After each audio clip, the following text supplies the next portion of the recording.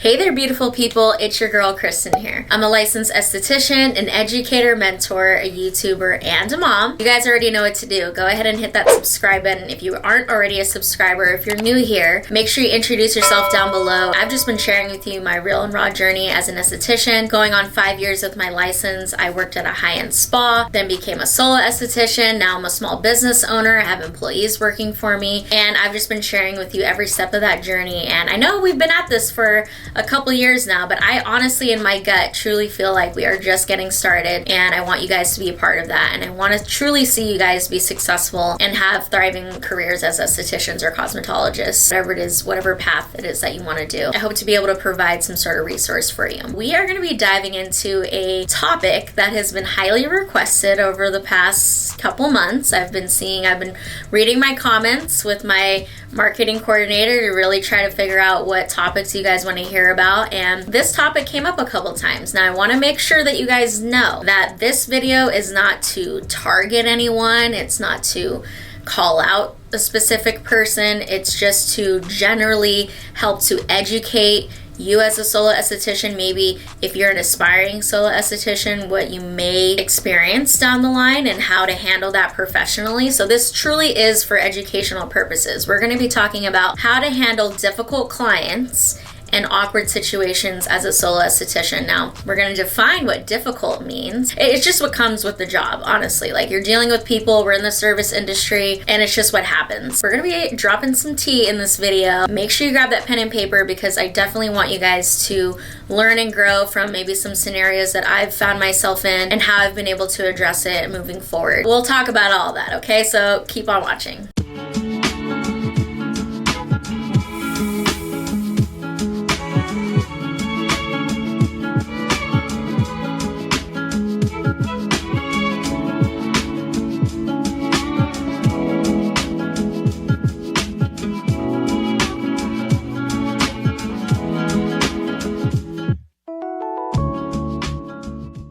Welcome back. I'm glad you guys decided to tune in. Before we dive into the content itself, make sure you check out my resources down below. I do offer a handful of resources. I offer online classes, an in-person skincare training for licensed professionals only, and much more to come. So be sure to check out the description box for those. I've just released a new course this year, and I'm really juiced about it, and I would love to see you participate, especially if you're somebody who's just getting started in the industry. So let's talk about how to handle difficult clients and awkward situations in the treatment room. As a solo esthetician, you guys know this, hopefully, getting into this, or maybe you're wanting to learn more about becoming a solo esthetician. Of course, go ahead and dive through my channel, binge watch my videos. I've talked to you many times about how I set up my business. I also do offer an online class that specifically talks about how to set up a business officially, and I will get into why that's important in just a minute here. But one of the, I would say, like, pros and cons of being a solo esthetician: you're a solo esthetician. You don't have a manager. You don't have somebody that you can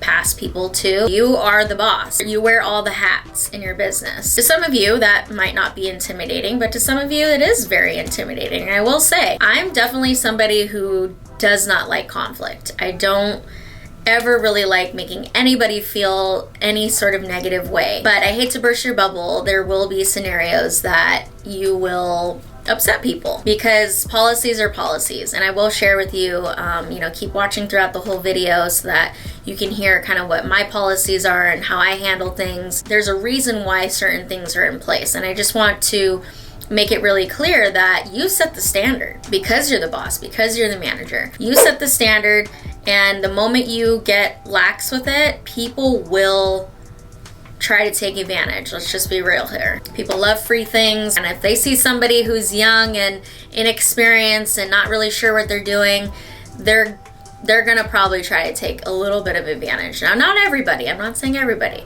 but some people will. That is why I highly stress that if you are somebody new in the industry and you're really wanting to make your business legit, go ahead and check out my Going Solo series so that you can get set up so that you're legit, that you look professional, because that is kind of counting against us as solo estheticians. We're kind of the underdogs. We got these high-end spas, we got medical offices that we're in a sense competing with. And sadly, I feel like people tend to respect those types of businesses, more larger businesses or chain businesses than small businesses. Doing all the steps that I give you in that course is going to help give people the perception that you do have it together, that you are an official business, and you just have to carry yourself that way in the way you speak, in the way that your website is laid out, the way that your Instagram is laid out. People do judge a book by its cover sometimes, and it definitely comes when it comes to aesthetics and skincare and beauty services. Absolutely, people are going to look at your portfolio and judge you off of that portfolio. Please make sure that you are putting your best foot forward, and that's why I always encourage people to gain that prior experience before opening their solo practices, because working somewhere else, they kind of take the initial heat for your mistakes, or for, and they're the ones handling these scenarios. Again, that's just my opinion. I know some of you want to just go solo, and that's fine. That's why I've created those resources for you. But I'm just letting you know that people will perceive your business as less than, sometimes less than those higher end spas or those chains or medical offices. And so with that comes with people maybe trying to kind of tweak the rules or push your limits. That's really up to those people at that point. If somebody prefers to be able to just cancel whenever or not pay a deposit or whatever, they can go to the high-end spa. My first point would be in regards to your policies. Just make sure it's extremely clear what your policies are. Put it on your Instagram, put it on your website, put it on your intake form. You want to be able to have people answer kind of like a questionnaire, because that's what I have on my site when you book an appointment. And the reason why I've made mine so specific is because I have come across a couple of scenarios where people weren't aware, or maybe they didn't remember or whatever, of my policies, or they weren't aware that I am a solo business. Because I think sometimes people come into it thinking, oh, she's got like a whole establishment. I don't think people truly understand what like solo esthetician is, or what that could truly mean. They just come to your page and they just think, oh, like, when I come in, I'm gonna be able to sit and wait. Why do I gotta follow these rules? Like, people just don't understand. You kind of just have to spell it out for them. And I will tell you, no matter how crystal clear you make it, sometimes you're still gonna have people asking you, where you're located and what this means and that means. But at least if you know that you've covered your bases, then and you can sleep well at night knowing that, like, hey, I did my best to make it crystal clear. Because there was an incident in the past where someone did come and they came really early, even though I made it pretty clear in my email, like, please do not come more than 5 minutes prior to your appointment. But it wasn't as detailed as it is now. So, and this scenario is what made it more detailed, because she arrived really early and was pretty upset that she had to wait. When you're a solo esthetician, you're doing services, and you're in the middle of like trying to wrap up with somebody, but then you got someone coming in, and we can argue about whether or not you should give yourself like more buffer between clients. But I'm just, you know me, I'm about my money, I'm about time and efficiency. And working at a high-end spa, I only had like 5 minutes to transition between clients, so I'm used to the hustle. Now I'd probably say I give myself about 10 minutes between clients. Regardless, this person showed up like 20 minutes before their appointment. From that scenario, what I did was I went into my email, my confirmation email that gets sent to the client when they book, and I just went and I reread it, and I said, okay, how can I make this even more clear that I'm a solo business, I don't have a waiting area, and I know that sometimes if you put that out there, like, yeah, it might deter people away, it might make people feel like, oh, well, I can go somewhere that's a little more put together. But we all have to start from somewhere. But I have this to deal with. So I'm like, what? How can I make the most of this? And I just made it really clear in the email. I said, please, again, capitalize, bold, underline, please do not call, because I have a door in the front that's locked and I have to buzz people in. I say, please do not call more than 5 minutes prior to your appointment. And while I'm working, I have my phone out now. Like, I always have my phone out so I can actually see it, and it's like on the table somewhere. That way I can see when a call is coming in, because there has been situations where it's in my pocket, I didn't feel it vibrate, whatever, and that's kind of what happened with this individual. But anyways, regardless, I made it really specific. Please do not arrive more than 5 minutes to your appointment. And be aware that there is no waiting area. We're a solo business. We are managing our own bookings. And if we are running a little behind, please, give us some grace. Just know that your service and being on time is a high priority, so that they know, like, we're hustling.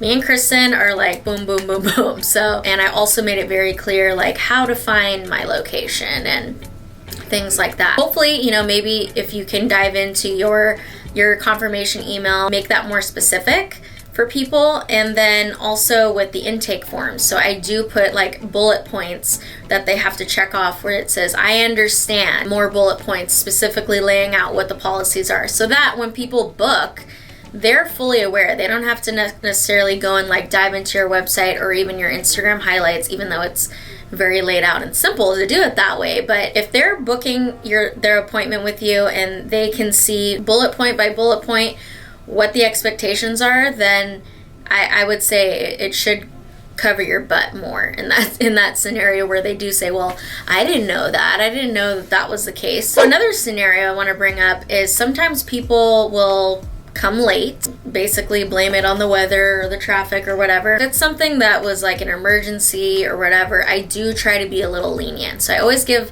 at least new clients a one strike rule, and I say, hey, you know what, normally you would have to pay full service, but I will make an exception this one time. Just know you can extend some grace, but I will say that giving them that warning and saying, hey, well, next time it's gonna be implemented, they're pretty understanding. This particular individual came late. We had her booked for an 80-minute service, came basically about 30 minutes late, and I said, hey, I'm able to give you remaining time and we can still do a full facial. It is gonna just be an hour long or 50 minutes long. Then technically would make it what my classic service, right? So 50-minute service. She's like, well, could we adjust the price because I'm not getting the 80-minute service, I'm getting the 50-minute service. And I was like, to be honest, no. Like, I would really appreciate if you could pay for what we had booked, because that is part of my policy. So whatever you book is what you are committing to pay for. But I easily could have fit in a brow wax. I could have fit in a Brazilian wax. Something could have squeezed in there. Now, if we're talking 5-10 minutes, okay, then you would still be getting pretty much the full service if it was just 5 or 10 minutes. But we're talking like 20-30 minutes at this point. I definitely could have had a different client in here who would have either been on time or booked another service, and when I laid it out that way, she understood. And you just have to explain it to people. You have to be calm, you have to be professional, don't let it escalate, because she was kind of getting a little upset. And I was like, look, I this is my business. This is my bread and butter. If I allowed this for everybody, I would be getting cut short. I have to be fair. And that's the thing too, is you have to make sure that when you're explaining this and that in your heart that you are fair to everybody. You would implement this to everyone. And I will say, I apply this policy to everyone. So make sure when you're dealing with friends or family or close acquaintances, whatever, that you're not bending the rules for your best friend, or you know what I mean, because this is a business, this is your living at the end of the day. I think if you say it professionally and calmly and nicely, people will receive it well. If it were to escalate at that point, again, just remain calm, remain professional, and if it gets out of hand, you need to ask the person to leave. Okay, a couple more points I want to make. So when we get messages from people, you guys have seen this. They don't say hi, they don't, say what their name is, nothing. You just get a question, and it's like, okay, like, can you be more specific? Like, who am I talking to? We're people here. But I think, we also have to take ourselves off the high horse and be like, okay, people sometimes submit these inquiries thinking that it's just like an assistant answering, or they think it's a generated automatic response or something. So let's just give them a benefit of the doubt if that happens. But I will say that most of the time when I get those kind of replies, it's from people that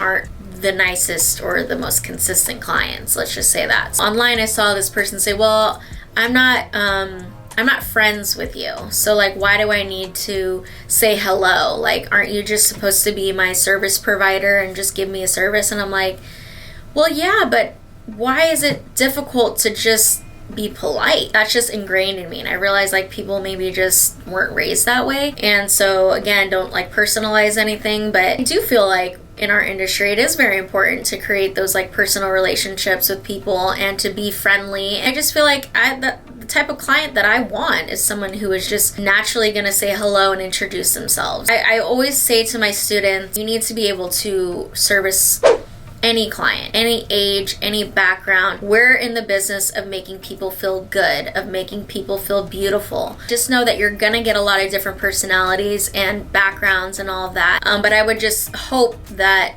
people could just be more respectful and friendly.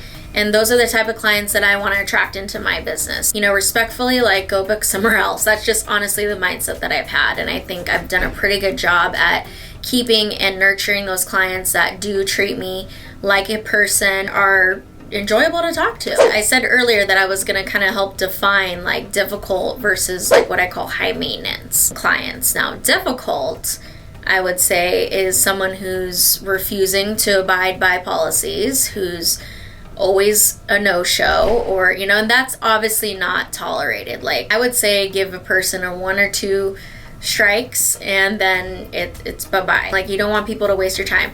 Now then there's high maintenance. Now I think high maintenance kind of has a little bit of a negative connotation to it, but let's just say somebody who goes and they really want to get their money's worth and they want to enjoy the experience, and they've had several other experiences at other places that were high-end, and so they're also kind of wanting high-end service in return. And yeah, in a sense, like, you are taking people's money. So, you know, I will say that I probably would consider myself a little bit more of a high-maintenance client. So just know and differentiate between the two. I've had clients that came in who were, I would say, high-maintenance, and over time, that kind of like high maintenance tendency started to relax a little bit. You know, I think sometimes people come in and they're just, you know, you just don't know what people are dealing with in life. You don't know what experiences they've had at other places, what rules were in place at other places, because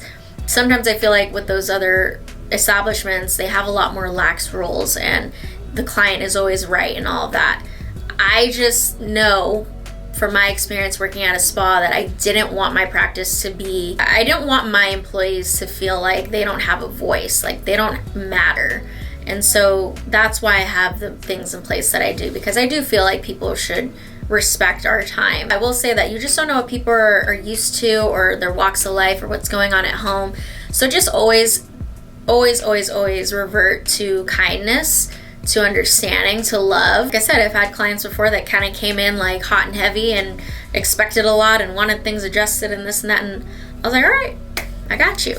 Like, if you're in this industry to please people, and I will say, I feel like I am somewhat of a people pleaser. That's why I'm doing what I'm doing. So to me, you know, it's like, oh, okay, like I'm gonna tighten up a little bit and not be so relaxed, and you'll kind of be able to feel the vibe from people. Just be kind to them, just be consistent, do the job right, and that'll make you a better esthetician at the end of the day. I feel confident enough to be able to have someone pretty important at my table, and those are the people that are going to be paying top dollar for your services. So you don't ever want to deter anyone away that is high maintenance, because it's not necessarily a bad thing. Now, if they're difficult, that's a different term, because high maintenance clients can be some of the best clients that you've ever had. Yeah, I think I've talked your guys' ears off enough. If I think of anything else, of course, I will be sure to comment down below. Please ask your questions as well. Like this video, hit that subscribe button. Truly hope that this makes you a better solo esthetician at the end of the day, a better service provider, and that's all I can hope and aim for in this channel. So I will see you guys